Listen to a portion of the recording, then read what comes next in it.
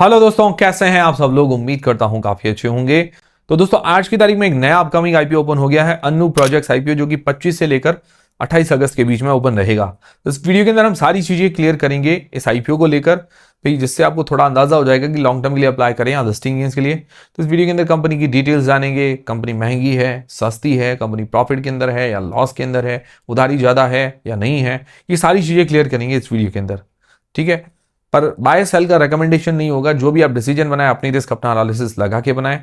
तो शुरू करते हैं वीडियो के। सबसे पहले जानते हैं ग्रे मार्केट का प्रीमियम। तो अभी ग्रे मार्केट का प्रीमियम काफी कम बता रहा है, लगभग 4% के आसपास, ₹4 पर शेयर, जो कि लगभग आप मान के चले कि भाई देखा जाए तो काफी ज्यादा कम है। और एंकर लिस्ट की अगर बात करें तो एंकर लिस्ट, इसके अंदर एंकर का कोई रिजर्व पोर्शन नहीं है। क्यूआईबी का जो पोर्शन रखा गया है सिर्फ 10% के आसपास का, रिटेल पोर्शन 50% है, एनआईआई पोर्शन 40% है। तो ये थोड़ा सा नेगेटिव तो पॉइंट है, बट देखते हैं आगे कंपनी की फाइनेंशियल फंडामेंटल्स, कंपनी की डिटेल्स, उसमें थोड़ा क्लैरिटी आ जाएगी। बाकी इसको लेकर मैं अपडेट आपको टेलीग्राम व्हाट्सएप चैनल पर देता रहूंगा, तो टेलीग्राम व्हाट्सएप चैनल को ज्वाइन कर लीजिए ताकि छोटा मोटा अपडेट जानकारी मिलती रहे। अब जानते हैं इस कंपनी की डिटेल्स के बारे में, मतलब ये कंपनी काम क्या करती है। तो Annu projects company EPC infrastructure company है, मतलब इंजीनियरिंग, प्रोक्योरमेंट और कंस्ट्रक्शन कंपनी। तो देखिए जनरली क्या करती है, दूसरी कंपनी से या गवर्नमेंट से टेंडर होता है या प्रोजेक्ट होते हैं वो लेती है। ठीक है, उसमें डिजाइन, कंस्ट्रक्शन, इंस्टॉलेशन और मेंटेनेंस वगैरह करती है। और इसका काम मेनली 4 एरियाज के अंदर है। जैसे पहला है टेलीकॉम सेक्टर, जिसके अंदर क्या होता है, ऑप्टिकल फाइबर जमीन या जमीन के अंदर बिछाना होता है।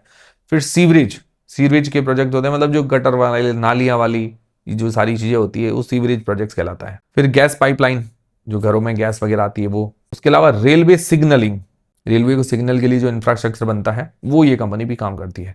काम थोड़ा सा यूनिक है, मतलब ऐसा नहीं कि भाई नॉर्मल जो कंपनी जैसे सड़क बनाना वगैरह, वो नहीं, थोड़ा इसका यूनिक काम है। बढ़िया बात है। अगर इसका बिजनेस वाइज या प्रोडक्ट वाइज रेवेन्यू देखें तो सीवरेज इंफ्रास्ट्रक्चर से 2026 के अंदर 52.67 गुना, मतलब 52.67% रेवेन्यू जनरेट हुआ है। टेलीकॉम से 41.50%, मतलब मेनली आप 94% तो यहीं से मान के चले। फिर गैस पाइपलाइन से 4%, अदर बिजनेस से 1.80% जैसा रेवेन्यू जनरेट हुआ है। तो मतलब ये मेनली इसका ब्रेकअप है। ज्यादातर इसके ऑर्डर्स हैं टेलीकॉम और सीवरेज सेक्टर से 2026 के अंदर। मार्केट शेयर की बात करें तो कोई ज्यादा बड़ी कंपनी नहीं है, छोटी कंपनी है। इसका जो बिजनेस है 11 स्टेट्स और प्लस दिल्ली के अंदर उसके आसपास चलता है। इनकॉर्पोरेशन 2003 के अंदर इसका इनकॉर्पोरेशन हुआ था। करीब करीब 23 साल हो गए अपने सेक्टर के अंदर, 23 ईयर्स। और इसकी ऑर्डर बुक अभी देखें जून 2026 तक तो 1005 करोड़ रुपए की अच्छी ऑर्डर बुक है। टॉप 10 कस्टमर से जो रेवेन्यू जनरेट हुआ है लगभग 98% के आसपास, मतलब जो कस्टमर डाइवर्सिफिकेशन थोड़ा सा कम है। गवर्नमेंट से जो रेवेन्यू आता है लगभग 57% के आसपास 2026 के अंदर जो रेवेन्यू आया है। कोई क्रिमिनल केस या कोई अदर केस कोई पेंडिंग है तो कुछ टैक्स वगैरह के केस पेंडिंग है, कुछ इस कंपनी ने अदर मतलब कंपनीज पर केस वगैरह कर रखे हैं, तो थोड़े बहुत केस हैं। तो ये होगी कंपनी की डिटेल्स। कंपनी का काम देखिए कंस्ट्रक्शन, बट थोड़ा सा यूनिक है। सीवरेज, टेलीकॉम सेक्टर, ये थोड़ा इसको यूनिक बनाता है। बट इसके फाइनेंशियल फंडामेंटल्स कैसे हैं वो भी जान लेते हैं। तो फाइनेंशियल 2024 से 2026 तक दिए गए हैं। अगर इसके एसेट्स देखें तो ईयर ऑन ईयर ग्रोथ है। रेवेन्यू के अंदर भी ईयर ऑन ईयर ग्रोथ देखने को मिल रही है। प्रॉफिट आफ्टर टैक्स की बात करें तो उसके अंदर भी ईयर ऑन ईयर ग्रोथ है। मार्जिन अगर निकाले तो 2024 के अंदर 11.19%, 2025 के अंदर 11.57%, 2026 के अंदर 13.50%। मार्जिन के अंदर भी ग्रोथ है। बाकी नेटवर्थ के अंदर ग्रोथ देखने को मिली है। रिजर्व्स के अंदर भी ग्रोथ है। रिजर्व्स अभी 107 करोड़ रुपए के हैं। और डेट, उधारी भी बड़ी है, 52 करोड़ रुपीस की उधारी अभी इसके हाथ में है। ठीक है, और इसका डेट टू इक्विटी रेशियो 0.34 का है। अभी देखा जाए कंस्ट्रक्शन कंपनी के हिसाब से कंट्रोल के अंदर है, मतलब ज्यादा नहीं है। बट 100 करोड़ रुपए की कॉन्टीजेंट लाइबिलिटी है। ठीक है, मतलब वगैरह जो गारंटी वगैरह होती है, अभी इसको इंस्टेंटली पे नहीं करना।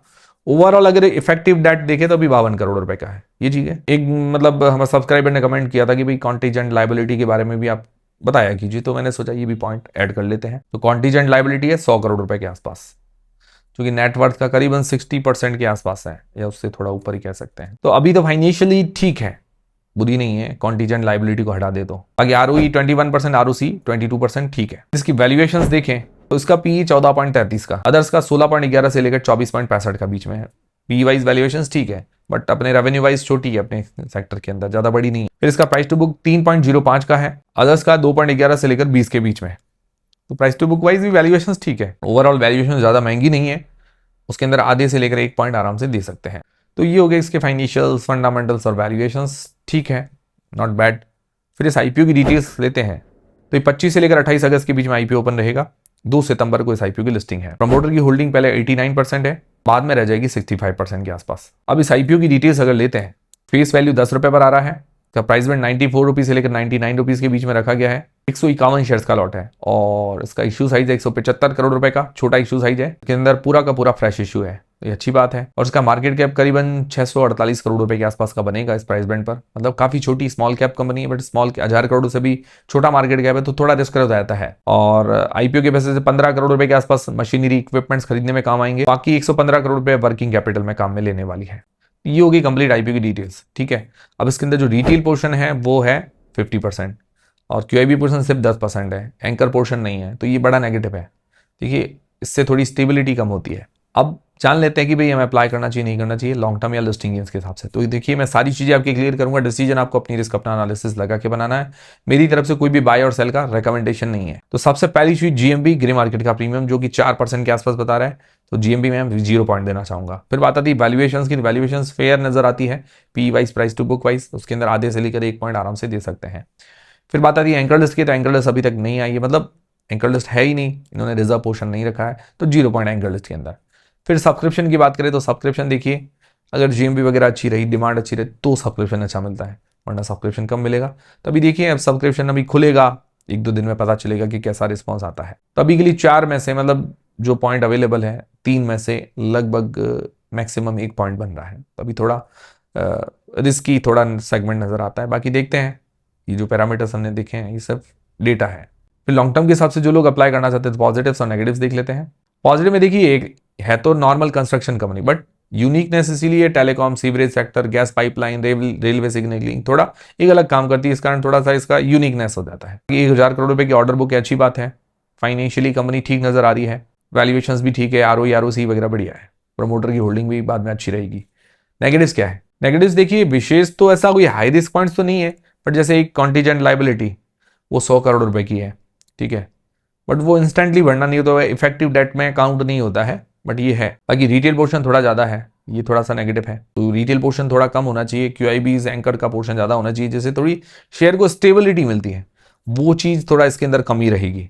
रिटेलर्स अगर ज्यादा रहेंगे तो क्या है कि अस्थिरता ज्यादा रहती है शेयर के अंदर, ये चीज है। और कुछ आईपीओ से डेट पे नहीं कर रही, ये भी थोड़ा नेगेटिव लगा। और कुछ टैक्स वगैरह के या कुछ अदर कंपनीज पर केस जो है पेंडिंग चल रहे हैं, ये भी है। ओवरऑल अगर सेक्टर वाइज देखा जाए तो थोड़ा ठीक है, यूनिकनेस है, बैलेंस्ड कंपनी है, मतलब इतना ज्यादा हाई रिस्क पॉइंट्स नहीं है।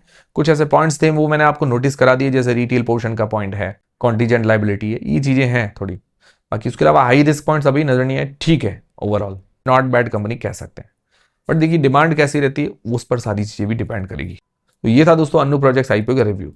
उम्मीद करता हूँ हमारा वीडियो, हमारी जानकारी आपको पसंद आएगी, हेल्पफुल रही तो वीडियो को लाइक जरूर करें, कमेंट करें, हाइप बटन दबाएं, शेयर करें। मिलते हैं दोस्तों अगले वीडियो के अंदर। और टेलीग्राम, इंस्टाग्राम, व्हाट्सएप, फेसबुक सबके लिंक डिस्क्रिप्शन के अंदर है।